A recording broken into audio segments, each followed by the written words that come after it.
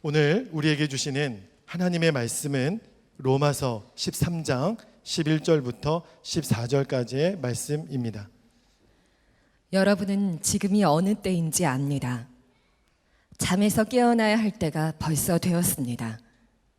지금은 우리의 구원이 우리가 처음 믿을 때보다 더 가까워졌습니다. 밤이 깊고 낮이 가까이 왔습니다. 그러므로 우리는 어둠의 행실을 벗어버리고 빛의 갑옷을 입읍시다. 낮에 행동하듯이 단정하게 행합시다. 후사한 연회와 술 취함, 음행과 방탕, 싸움과 시기에 빠지지 맙시다. 주 예수 그리스도로 옷을 입으십시오. 정욕을 채우려고 육신의 일을 꾀하지 마십시오. 오늘 읽은 본문의 말씀은 어거스틴이 회심하게 된 구절로 유명한 성경입니다. 저는 오늘 여러분들에게도 이 말씀이 어거스틴에게서처럼 하나님을 바라보는 눈이 뜨이는 여러분의 영적인 전환점을 이루는 그런 역사가 되기를 축복합니다. 오늘 말씀에 보면 지금은 자다가 깰 때가 되었다, 그런 말씀으로 시작을 합니다. 11절에 여러분은 지금이 어느 때인지 압니다. 잠에서 깨어나야 할 때가 벌써 되었습니다. 저는 지난 주간에 에스겔서 큐티를 하면서 하나님이 정말 잠을 깨우는 말씀을 저에게 보게 하셨습니다. 에스겔서 23장 48절 말씀에 이같이 내가 이 땅에서 음란을 그치게 한즉 모든 여인이 정신이 깨어 너희 음행을 본받지 아니하리라 하는 말씀을 주셨는데, 이 말씀은 하나님의 심판을 말씀하는 것입니다. 아주 두려운 말씀입니다. 이스라엘 백성이 스스로 우상숭배와 음란을 버리지 않으니까 하나님께서 그 이스라엘 땅에 음란을 그치게 만드셨다는 겁니다. 여러분, 하나님이 이렇게 하시는 일이 우리에게 일어나지 않아야 합니다. 우리 스스로 죄를 벗어버리고 우리 스스로 음란에서 벗어나야 합니다. 하나님이 강제적으로 우리에게 죄를 그치게 하는 일은 무서운 심판을 이야기하는 것입니다. 이 말씀이 두려운 것은 지금 우리 사회가 에스겔 당시의 이스라엘보다 훨씬 더 악하기 때문입니다. 이스라엘 백성들은 우상에게 자기 자식을 제물로 바치는 이런 끔찍한 일을 행했다고 기록되어 있습니다. 어떻게 부모가 자식을 우상에게 제물로 바치는 일을 할 수 있을까요? 그런데 지금 우리 시대는 부모가 자식을 죽이는 일이 비일비재하게 일어납니다. 얼마나 낙태가 많은지 모릅니다. 이 일이 얼마나 무서운 일인가에 대한 인식이 없습니다. 그 뿌리는 음란입니다.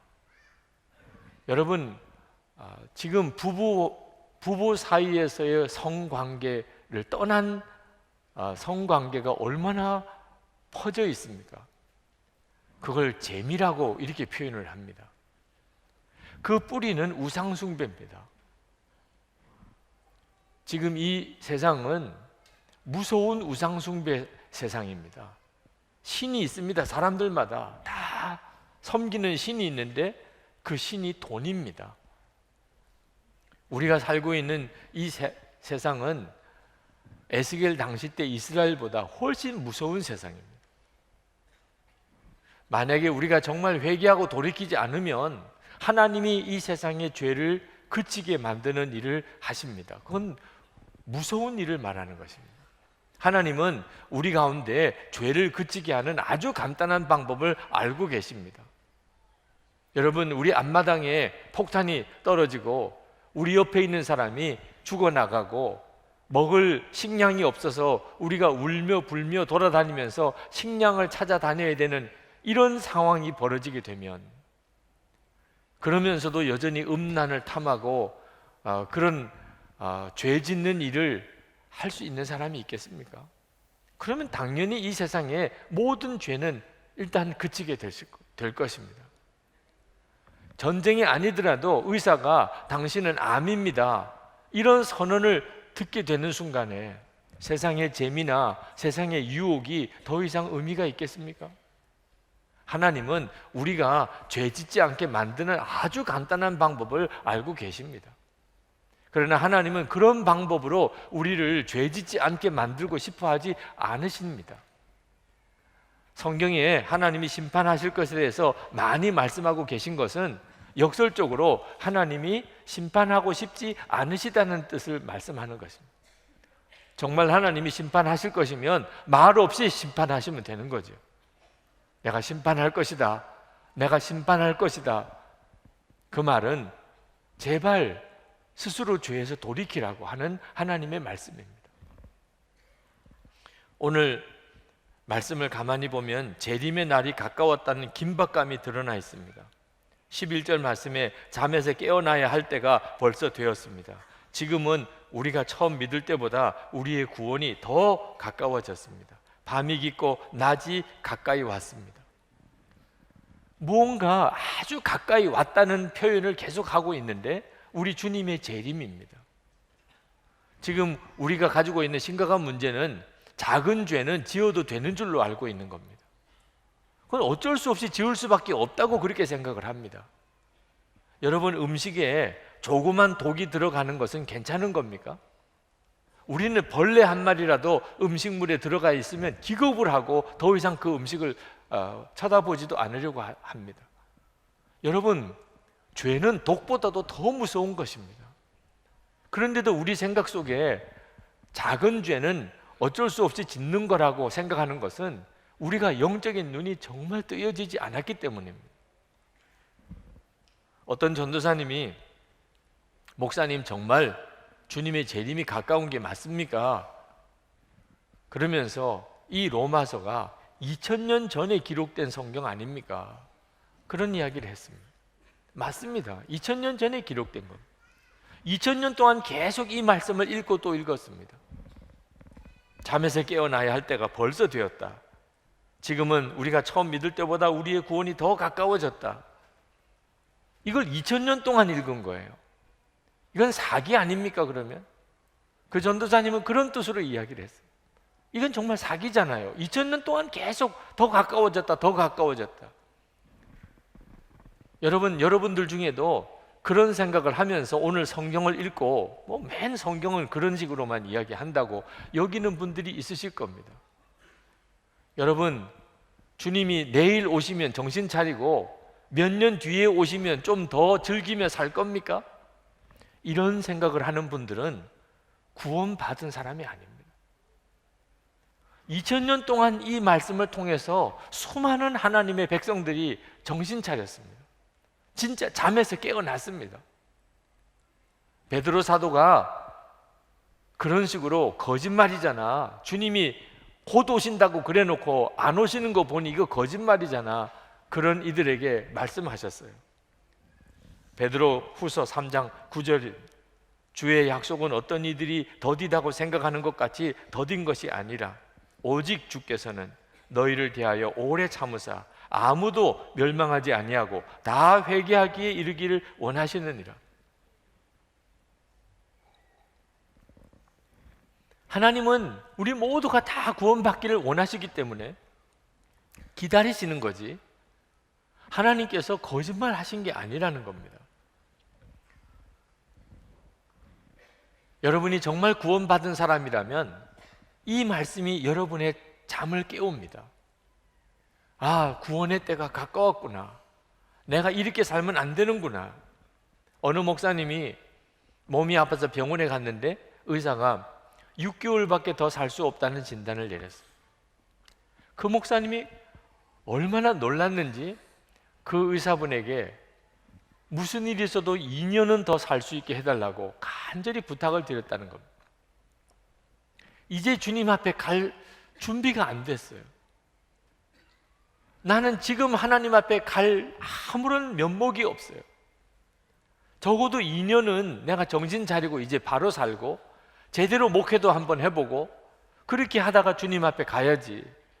그래서 그 의사분을 붙잡고 2년은 살 수 있게 해달라고 그렇게 이야기를 했었다는 겁니다. 하나님께서 그 목사님의 병을 고쳐주셔서 건강하게 은퇴하셨습니다. 목회를 아주 잘하셨어요. 그 목사님은 고백했습니다. 그 6개월 시한부 판정이 자기의 잠든 영혼을 깨웠다는, 그때 자기가 깨어났다는 거예요. 아, 내가 무엇을 위해서 살아야 될지, 목사가 되어서 어떻게 해야 될지를 비로소 그때 깨달았다는 거예요. 그리고 그 목사님의 인생이 달라진 겁니다. 여러분, 우리도 시한부 인생을 살고 있는 겁니다. 그걸 깨닫는 사람이 있고 깨닫지 못한 사람이 있는 거예요. 잠에서 깨어나라는 것은 어두움의 행실을 버리라는 것이라고 말씀했습니다. 12절에 우리는 어두움의 행실을 벗어버리고. 여러분, 어두움의 행실이라는 게 뭡니까? 아무도 안 보는 데서 멀쩡하게 살던 사람이 전혀 엉뚱한 일을 하는 겁니다. 여러분, 여러분에게 어두움의 행실이 있습니까? 상상도 안 되는 일을 사람만 없으면 저지르는 것입니다. 정말 이런 사람인지 누구도 예상치 못했던 그런 일을 혼자 있을 때 아주 어두움 속에서는 저지르고 사는 겁니다. 이런 행실이 어두움의 행실입니다. 이걸 이제는 벗어버리라는 겁니다. 여러분이 예수님을 믿고 나면 더 이상 어두움의 행실은 없어야 됩니다. 13절 말씀에 호사한 연애와 술 취함과 음행과 방탕과 싸움과 시기에 빠지지 맙시다 하고 구체적으로 열거했습니다. 여러분, 분에 넘치게 먹고 마시는 일, 술 취하는 일, 음행과 방탕, 심지어 싸우고 시기하는 일조차 사람들 앞에 드러내면 너무너무 창피한 일, 예수를 믿으시고도 여전히 그런 생활을 하고 계십니까? 그러면 여러분은 영적인 잠에 들어있는 것입니다. 이제 깨어나야 합니다. 예수를 믿었으면 빛의 갑옷을 입으라고 말씀했습니다. 12절에 빛의 갑옷을 입읍시다. 14절에서는 예수 그리스도로 옷을 입으십시오. 그렇게 말했습니다. 여러분, 빛의 갑옷을 입고 예수 그리스도로 옷을 입는다는 것은 뭘 말하는 거지요? 공개적으로 내가 예수 믿는 사람이라는 것을 드러내고 살으라는 거예요. 여러분, 학생들에게 교복을 입히는 이유는 학생이라는 사실을 분명하게 모든 사람에게 알게 해서 본인이 학생답게 살게 하려는 뜻이 있는 겁니다. 군인들에게 군복을 입히는 것은 그 사람이 군인이라는 사실을 모든 사람이 알게 해서 본인이 군인답게 행동하게 만들려는 것입니다. 하나님께서 우리에게 예수 그리스도로 옷을 입으라고 하는 것은 우리가 예수 믿는 사람을 모든 사람이 다 알게 만들라는 겁니다. 이것이 바로 예수 그리스도로 옷을 입고 사는 것입니다. 13절 말씀에 낮에 행동하듯이 단정하게 행합시다. 낮에 행동하듯이라는 말은 모든 사람이 다 보는 그 가운데서 사는 것을 말합니다. 모든 사람이 다 보는 것. 여러분, 우리는 예수 믿고 난 다음에 이제는 모든 사람이 다 보는 듯이 어디서든지 그렇게 살아야 됩니다. 혼자 있을 때라도 모든 사람이 다 보는 것처럼 이것이 낮에 행동하며 사는 삶을 살라는 뜻입니다. 여러분에게 이중적인 삶이 없어야 합니다. 여러분은 어디서든지 나는 빛이다. 가정에서나 직장에서나 어디서든지 나는 여기서 빛이다. 이런 분명한 자의식이 있어야 됩니다. 이것이 빛의 갑옷을 입는 겁니다. 여러분이 누구를 만날 때 제일 먼저 여러분이 예수 믿는 사람이라는 것을 고백하는 것입니다. 여러분이 처음 만남에서 고백을 못하면 그 다음에 아주 입장 곤란한 문제가 생깁니다. 그러므로 여러분 항상 누구를 만나든지 어느 자리에서든지 나는 예수 믿는 사람입니다 하는 것부터 먼저 고백을 해야 합니다. 어떤 자리에서 식사를 하든지 여러분은 아주 분명하고 진실되게 하나님께 그 식사에 대한 감사를 분명하게 기도로 하고 식사를 하셔야 됩니다. 그러면 사람들이 압니다. 저 사람이 예수 믿는 사람이구나. 여러분이 일하는 책상 위에는 하나님의 말씀의 성경책이 항상 펼쳐져 있어야 합니다. 아, 저 사람이 예수 믿는 사람이구나. 이것이 바로 예수 그리스도로 옷을 입고 사는 겁니다. 사랑만 하며 사는 겁니다. 언제든지 분명하게 복음을 전하며 사는 겁니다. 그러면 사람들이 다 압니다. 여러분이 예수님의 옷을 입고 있다는 거예요. 여러분, 이것은 대단히 부담스러운 일입니다. 아마 여러분들이 이 말씀을 들을 때 마음이 굉장히 불편할 것입니다. 어떻게 그렇게 살 수 있단 말이야. 그것 때문에 손해볼 일이 한두 가지가 아닙니다. 어떤 자매가 상담을 왔는데 울어요. 왜 우는지를 들어보니까 너무나 마음에 드는 형제와 교제를 했습니다. 이 형제와 결혼하면 좋겠다, 그렇게 그리던 그 형제예요. 그런데 어느 날 그 형제가 육체 관계를 요구하더랍니다. 우리는 이미 사랑하는 사이니까 괜찮지 않느냐는. 그러나 이 자매는 자기는 항상 하나님이 기뻐하는 뜻대로 하고 싶었어. 그래야 하나님이 자기의 삶을 지켜주실 줄로 믿었기 때문에. 그래서 자기는 하나님이 그 일을 기뻐하지 않는다고 생각했기 때문에 그러지 말자고 그랬습니다. 그 다음에 이 형제가 결별을 선언했습니다. 너는 나를 사랑하지 않는구나. 너는 나를 믿지 않는구나. 그 자매가 저에게 찾아와서 하나님에 대한 원망을 이야기하는 거예요. 나는 하나님 기뻐하는 뜻대로 살려고 했는데 하나님은 왜 우리의 관계를 지켜주지 않으시는 겁니까? 하나님 뜻대로 사니까 더 어렵잖아요. 하나님 뜻대로 사니까 그렇게 원하던 형제를 떠나보내야 됐습니다. 제가 그 자매의 그 아픈 마음과 그때 그 상한 마음을 위로하느라고 애를 썼습니다. 그렇지만 제 마음속에는 좀 객관적으로 문제가 보이더라고요. 잘 됐네. 하나님이 딱 정리해 주셨네. 네. 그 형제는 아니야. 물론 그 자매에게 그렇게 단도직입적으로 이야기를 안 했지만 그 자매에게 하나님께서 더 좋은 사람을 만나게 하실 것이라고. 더 좋은 사람도 싫어요. 나는 그 사람이 좋아. 그래, 같이 기도하자. 이렇게 제가 위로를 해 주었지만 저는 하나님이 정리하셨다고 믿었습니다. 어떤 형제가 자기가 정말 취직하고 싶어서 면접을 보는 자리에서 면접관이 묻더랍니다. 기독교인이군요. 네. 우리 회사에서는 기독교인이 하지 말아야 될 일을 해야 될 때도 있습니다. 그래도 좋겠습니까? 저는 하나님이 시키는 대로만 하기로 했습니다. 그래서 불합격이 됐습니다. 여러분, 하나님의 말씀대로 사는 일은 여러 가지 많은 어려움을 가져옵니다.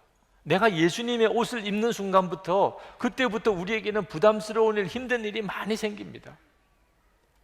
여러분은 그 점에 대해서 분명히 알고 사셔야 합니다. 그러나 여러분, 정말 어리석은 판단을 하시면 안 됩니다. 내가 그렇게 원하던 어떤 형제로부터 결별을 선언당하고 내가 그렇게 들어가고 싶은 직장에서 나를 거부하는 이런 일 때문에 예수님의 옷을 입는 것에 대해서 부담스럽게 생각하는 일은 이건 너무나 어리석은 일입니다. 요한계시록 7장 9절부터 17절까지 보면 하나님 앞에 각 나라와 족속과 백성과 방언에서 아무도 능히 셀 수 없는 큰 무리가 나오는 것을 보았습니다. 구원받은 무리들입니다. 그런데 그 무리들은 한결같이 다 흰옷을 입고 있었습니다. 도대체 이 흰옷 입은 자들이 누구며 또 어디서 왔느냐고 하는 질문에 대답이 나옵니다. 이는 큰 환난에서 나오는 자들인데 어린 양의 피에 그 옷을 씻어 희게 하였느니라. 여러분, 마음에 드는 형제로부터 결별 선언을 받거나 또는 내가 가고 싶은 직장에서 거절을 받는 정도가 아닙니다. 큰 환난 가운데서 목숨을 걸어야 되는 일, 내가 예수의 옷을 입었기 때문에 생명을 잃어야 되는 이런 상황에서 그 환난을 거쳐서 나온 무리들이라는, 그들은 다 흰옷을 입었습니다. 어린 양의 보혈로 씻은 흰옷을 입었습니다. 그들이 하나님 앞에 서는 것입니다. 여러분들이 정말 계산을 잘 하셔야 됩니다. 무엇을 취하고 무엇을 버릴까 하는 것입니다. 여러분, 우리는 이 세상에서 흰옷을 입고 살아야 합니다. 어린 양의 보혈로 씻음을 받은 흰옷을 입고 사는 겁니다. 그 사람이 그리스도인입니다. 그것 때문에 우리는 고난을 당할 겁니다. 마귀는 흰옷을 입은 자들을 고통스럽게 하려고 합니다. 마귀의 목적은 그러나 우리를 고통스럽게 하는 게 목적이 아닙니다. 마귀의 목적은 우리를 어둠의 자식으로 만들려고 하는 것입니다. 우리에게 고통을 주는 것은 그게 두려워서 우리를 어둠의 자식으로 만들어 버리려고 하는, 그게 마귀의 목적입니다. 마귀의 목적대로 안 되려면 우리는 고통을 감수해야 됩니다. 그러나 그렇게 살다가 우리는 하나님 앞에서 흰옷을 입고 하나님 앞에 서는 것입니다. 혹시 여러분 옷 여러 벌 가지고 살지 않습니까? 교회 올 때는 흰 옷 입고 왔다가 집에 가서는 또 딴 옷 갈아입고, 직장 가면 또 딴 옷 갈아입고, 여행 갈 때 또 딴 옷 갈아입고, 지금 여러 벌 옷 가지고 다니는 분 없습니까? 우리는 단벌 신사입니다. 예수님의 옷 그 하나 입고 하나님 앞에 나와 예배하고, 집에 가서 가족들을 섬기고, 직장 가서 일하는 거예요. 우리에게는 두 벌 옷이 없습니다. 어느 목사님께서 전철을 타고 가시다가 뒤에서 어느 연세 드신 두 남자분이 이야기하는 것을 들었습니다. 이른이 넘으신 듯 노인분들이십니다. 한 분이 다른 한 분에게 책망하는 이야기를 하시는 이야기였습니다. 넌 임마 예수도 믿고 그런 놈이 그렇게밖에 못하냐? 그 옆에 앉은 분이 아무 말을 못하고 있더래요. 계속 그 소리가 들리더랍니다. 마음속에. 넌 임마 예수도 믿고 하는 놈이 그렇게밖에 못하냐? 주님이 지금 이 시간에 여러분에게 말씀하고 계신지 모르겠습니다. 넌 임마 예수도 믿는 놈이 그렇게밖에 못하냐? 여러분 정말 새겨 들으셔야 돼요. 마귀가 원하는 것은 우리를 어둠의 행실로 끌고 가려고 하는 겁니다. 우리도 결국은 예수 믿는다고 하지만 겉다르고 속다르게 만들려고 하는 겁니다. 혼자서 은밀한 곳에서는 별의별 짓을 다 하고 살도록 만들려고 하는 거예요. 그걸 아셔야 돼요. 마귀가 원하는 건 그겁니다. 14절에 정욕을 채우려고 육신의 일을 꾀하지 마십시오. 여러분 이건 정말 무서운 일이에요. 우리가 이것을 해결받지 못하면 하나님이 해결하십니다. 그건 무서운 일이에요. 그런데 어떻게 우리가 육신에 끌려서 살지 않을 수 있습니까? 어느 목사님이 아들이 거짓말을 하더랍니다. 어떻든지 거짓말을 고쳐주려고 매를 댔습니다. 그리고 그 아들에게 말했습니다. 너가 또 거짓말하면 2배로 때릴 거야. 그 다음에 또 거짓말해서 2대를 때렸습니다. 그 다음에 또 거짓말해서 4대를 때렸습니다. 어느 날 100대를 때렸습니다. 그리고 목사님 안에 하나님의 음성이 들렸습니다. 이놈아, 내가 너를 이처럼 했으면 너는 살아남았겠냐? 그 목사님이 꼬꾸라졌어요. 여러분, 매로 죄를 못 이깁니다. 매로 죄를 극복 못합니다.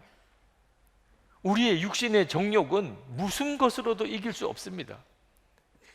그런데 우리가 어떻게 육신의 정욕에 끌려 살지 않을 수 있습니까? 저는 예수를 믿어도 죄는 어쩔 수밖에 없다고 생각했던 적이 있었습니다. 성질은 어쩔 수 없는 거라고 생각했었습니다. 근데 지금은 다릅니다. 죄 이길 수 있습니다. 성질 바뀝니다. 주 예수님 때문입니다. 주 예수님 때문이에요. 여러분, 예수님의 옷을 입으라는 말은 세례를 말한다고 성경은 말합니다. 세례 받는 걸 말하는 거예요. 갈라디아서 3장 27절에 누구든지 그리스도와 합하여 세례를 받은 자는 그리스도로 옷 입었느니라. 여러분, 세례가 뭡니까? 예수님과 함께 죽고 예수님으로 사는 것이 세례입니다. 여러분이 세례를 받았다면 여러분은 이미 예수님과 함께 죽고 이제 예수님으로 사는 자입니다. 아직도 그 점을 정확하게 알지 못한다면 오늘 분명하게 아셔야 합니다. 세례는 누구든지 그리스도와 연합하는 것입니다.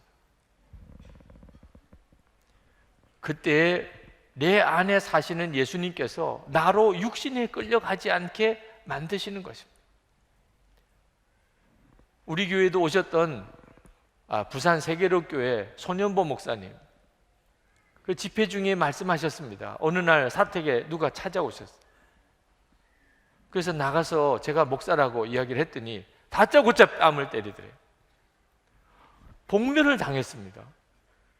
그때 목사님이 순간적으로 주님께 물었습니다. 주님, 어떻게 할까요? 그랬더니 주님께서 즉각 대답하시기를 더 맞아라. 그래서 그냥 대책 없이 맞았습니다. 때려도 그냥 맞았습니다. 그리고 그분을 달래서 앉히고 그리고 부드럽게 대해드리고 이야기를 들어드리고 그리고 잘 차도 대접해서 돌려보냈습니다.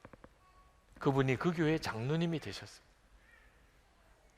여러분, 우리 안에 오신 예수님은 정말 놀라우신 분이십니다. 우리가 육신대로 살지 않게 만들어 주실 분이 우리 안에 오신 예수님이십니다.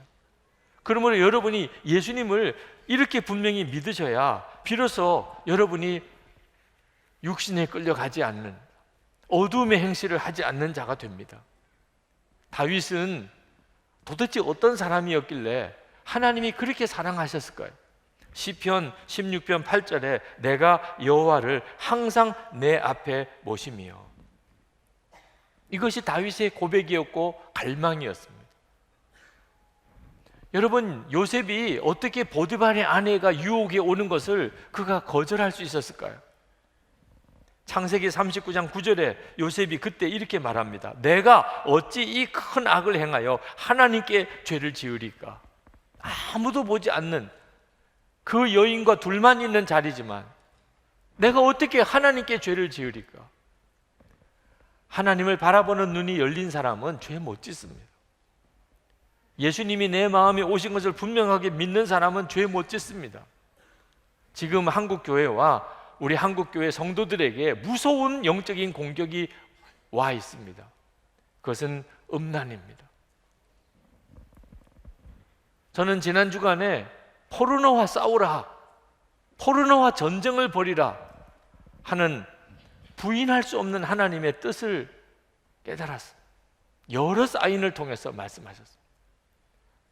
제 페이스북에도 올렸습니다만 조시 맥도웰이 현재 교회에 대한 가장 큰 도전은 포르노라고 이야기했습니다.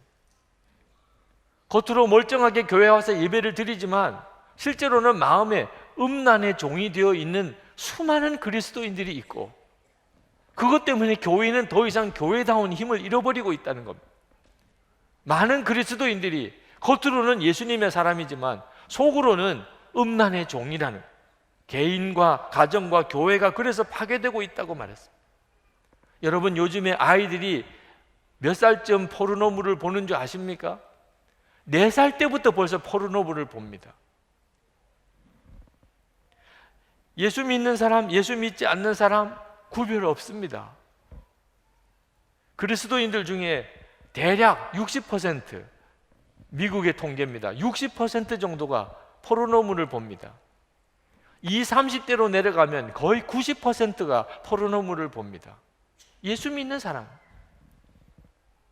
술이나 마약에 중독된 것보다 포르노 중독은 훨씬 더 심각합니다. 결혼하고 난 다음에 극복 안 됩니다. 제게 상담 메일이 오는 것 중에 상당히 많은 수가 음란 문제 때문에 가정이 깨어지고 부부가 깨어지고 그리고 목회자가 교회 안에서 파멸당하는 것입니다. 여러분, 기가 막힌 것은 나라별로 포르노물에 사용되는 비용이 어떤지 아십니까? 한 사람이 포르노를 보기 위해서 쓰는 비용, 중국은 42달러, 미국은 47달러, 오스트리아는 123달러, 일본은 178달러, 한국은 565달러. 지금 한국 사람들 안에 음란물에 대해서 어느 정도 좀 무섭게 퍼져 있는지 여러분 상상이 안 되고, 젊은 세대로 내려갈수록은 더 그렇습니다. 한국의 기독교 영성을 파괴시키는 것은 포르노라고 조시 맥도웰은 지적했습니다. 대부분의 기독교 목회자들이 사역을 떠나라고 요구받았을 때 그 뿌리에 들어가 보면 포르노가 문제였을 것이라고 말합니다. 앞으로 10년, 15년 뒤에 한국에서 예수님께로 오는 사람들 거의 대부분이 포르노를 함께 볼 것이라고 말합니다. 여러분, 이게 정말 무섭지 않습니까? 저는 하나님께서 포르노와 전쟁을 벌이라 라고 말씀하시는 이유가, 하나님이 우리에게 24시간 예수님을 바라보는 영성일기로 훈련시키고 있는 것이 바로 그 이유 때문이라고 하는 것을 깨달았기 때문에, 저는 음란의 영이 아무리 강하다 할지라도 예수님은 반드시 그 사람을 그 음란에서 건져내실 수 있다고 믿습니다. 복음의 능력은, 십자가 복음의 능력은 우리를 포르노와 음란의 영에서 능히 건져낼 수 있는 능력임을 믿습니다. 문제는 많은 그리스도인들이 예수님을 바라보는 눈이 열리지 않는 것입니다. 음란물은 금방 내가 볼 수 있는데 주 예수님은 바라보아지지 않는 겁니다. 그런데 그동안 24시간 주님을 바라보는 일을 끊임없이 할 수 있었습니다. 많은 성도들이 그 점에 대해서 참으로 놀라운 눈이 뜨이기 시작했습니다.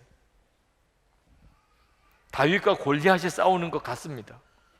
과연 포르노물과의 전쟁에서 우리가 승리할 수 있을까요?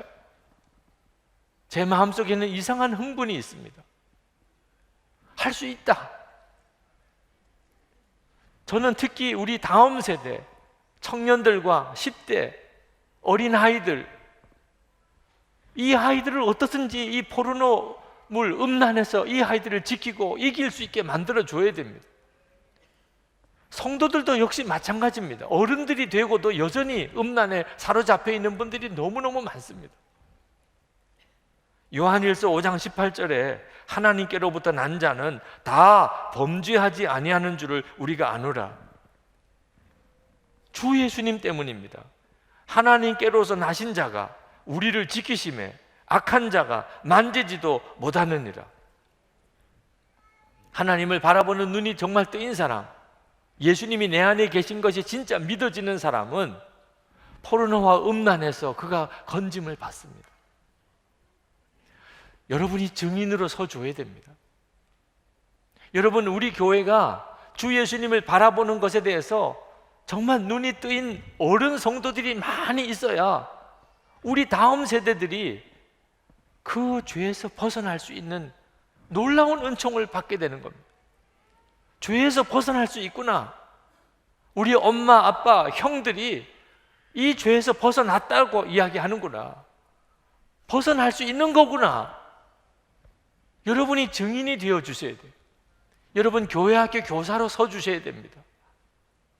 여러분 자신이 아직도 극복이 안 되시는 분들은 다시 한번 복음을 붙잡고 주 예수님을 바라보면서 여러분도 살아야 되고 우리 아이들이 살아야 하는 것입니다.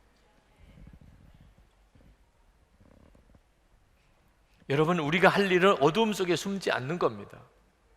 우리가 다시 그런 더러운 일에 넘어졌을 때 우리가 할 일은 숨는 게 아닙니다. 감추는 게 아닙니다. 그러면 영원히 이기지 못합니다. 빛으로 나와야 됩니다. 고백하며 나와야 됩니다. 그러면 반드시 주님이 이기게 하십니다. 영성일기가 부담스러운 것은 충분히 이해합니다. 그걸 나누라고 하는 것은 끔찍하다고 생각하는 분도 있을 겁니다. 그러나 여러분, 이제는 분명히 해야 됩니다. 예수님이 우리 마음에 오셨습니다. 예수님을 마음에 영접했단 말이에요. 그러면 이제 더 이상 감출 게 뭐 있습니까? 예수님을 영접하고 사는 사람이 뭘 더 이상 마음에 감출 게 있냐 말이에요.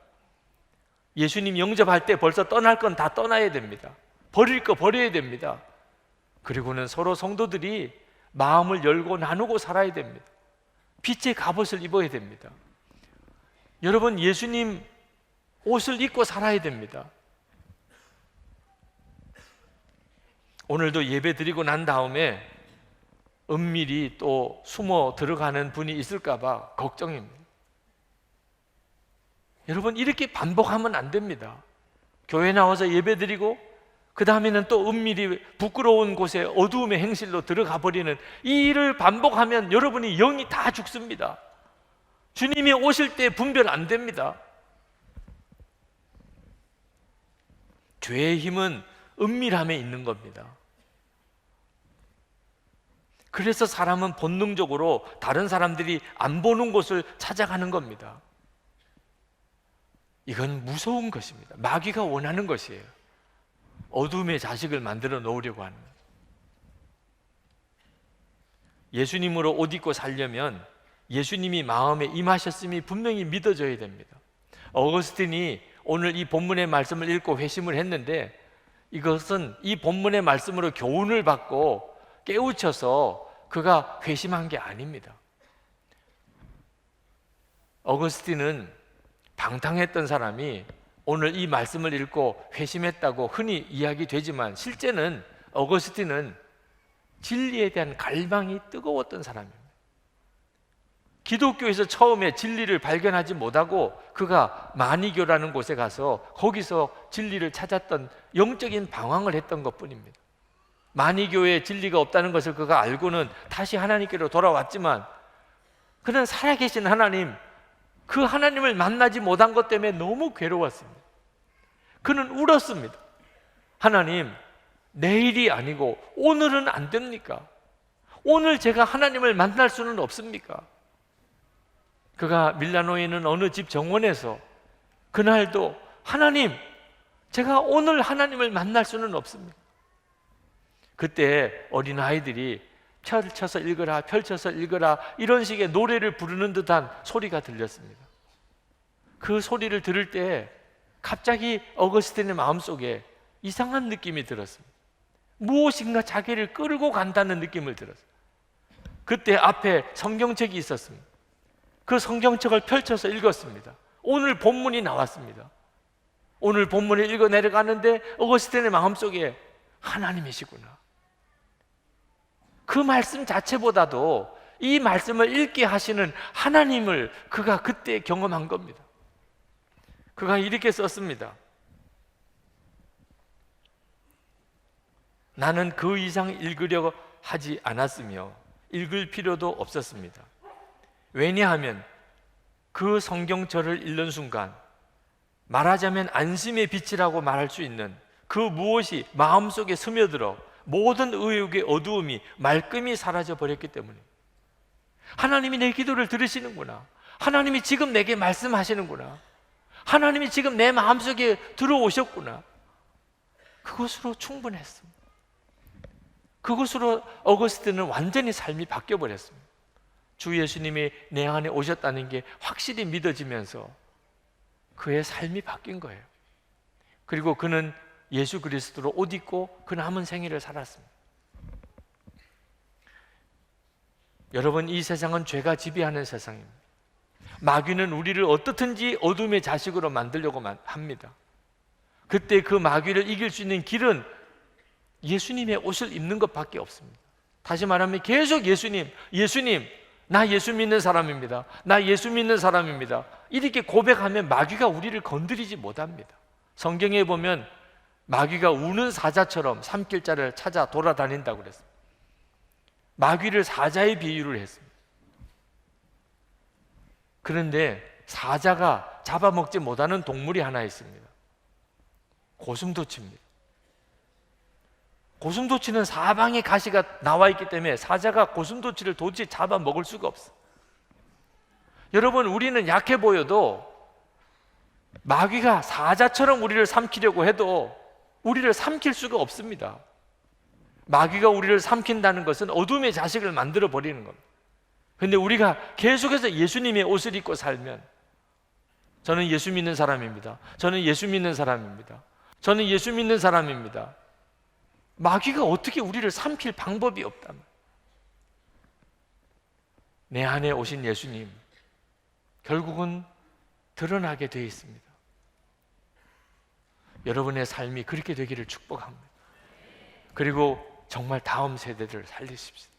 우리 어른 세대가 살아서 우리 아이들이 죄에서 음란해서 얼마든지 그들이 승리할 수 있다는 것을 우리가 그들에게 보여줘야 합니다. 기도하십시다. 하나님, 제가 더 이상 어둠의 행실을 더 이상 살지 아니하고 이 시간에 정말 주 예수님의 십자가에서 완전히 해결받기 원하며 제가 예수님의 옷을 입고 살기를 원합니다. 빛의 갑옷을 입고 살기를 원합니다. 주여, 나도 살리시고 우리 아이들도 살려주시옵소서. 기도하겠습니다.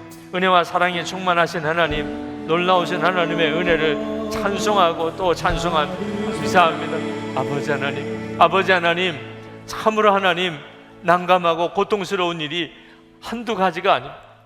그저 유혹인 줄 알았고 재미인 줄 알았던 일 때문에 정신없이 살았던 일이 너무나 많습니다. 그러나 하나님, 이 죄가 우리의 자녀들에게서 나타나는 것을 봅니다. 하나님, 주님, 이 기가 막힌 현실을 어떻게 합니까? 우리 아이들을 어떻게 죄에서 건져낼 수 있겠습니까? 무슨 방법이 있겠습니까? 하나님, 우리 자신부터 예수 그리스도로 인하여 죄와의 싸움에서 승리하게 만들어 주시기 원합니다. 우리가 더 이상 어둠의 행실, 어둠의 자식처럼 살지 아니하고 이제는 빛의 갑옷을 입고 예수님으로 옷을 입고 당당히 살게 해주소서. 마귀가 우리에게 고통을 줄지언정 우리를 어둠의 자식으로 만들 수 없는 그 사람이 되기를 원합니다. 여기서도 흰옷 입고 살다가 주님 앞에 흰옷 입은 자로 주님 앞에 설 수 있게 되기를 원합니다. 오늘도 사랑하는 성도들의 마음의 심령에 말씀을 주소서. 성령님의 역사를 주소서. 저들이 다 증인이 되게 하소서. 저들을 통해 다음 세대가 살아나게 하소서. 하나님, 이 교회가 죄와 싸움에서 승리하는 증거가 있는 성도들이 수도 없이 많은 교회가 되게 해주소서. 주 예수님, 오늘도 하나님께 예배하고 마음을 다하여 감사하고 정성스럽게 주님께 예물을 올려드리고 11주의 헌금을 하고 선교 헌금을 하고 하는 성도들에게 하나님의 놀라운 은혜를 더하소서. 저들이 주님을 찬양하고 예배하고 감사하고 사랑합니다. 그 마음을 하나님 축복해 주소서. 저의 삶이 감사에 감사가 더하는 삶이 되게 하소서. 정말 예수님의 증인된 삶이 되게 하소서. 하나님의 은혜와 축복의 통로가 되는 삶이 되게 해주소서. 오늘도 예배하는 성도들 다 머리에 손을 얹어 주소서. 병든 몸을 깨끗이 고치소서. 삶에 어그러진 것, 가정이 깨어진 것, 기업과 일터가 무너진 것을 주님 다 다시 일으켜 주소서. 믿음이 무너진 자를 다시 세워 주소서. 기쁨과 감사와 사랑으로 충만케 만들어 주소서. 하나님, 성도들과 교회를 일으켜 세울 뿐만 아니고 그 교회와 성도들을 통하여 무너진 이 사회가 또한 서기를 원합니다. 사회 안에 진정한 화해의 사역이 일어나게 하시고 이 땅이 거룩한 땅이 되게 하시고 하나님, 북한과 전쟁 없는 통일이 이루어지게 하시고 북한에 있는 동포를 구원해 주시고 생명의 복음의 역사를 주소서. 선교사님들 하나님 축복해 주소서. 선교사님들 있는 형편과 처지에 주여 함께 하소서. 그 교회들마다 주님 오늘도 은혜로 채워 주소서. 수많은 선교사들을 세계 열방에 복음 알지 못하는 족속에게로 우리가 흘려보내게 해 주소서. 감사합니다. 주 예수 그리스도 이름으로 간절히 기도합나이다. 아멘.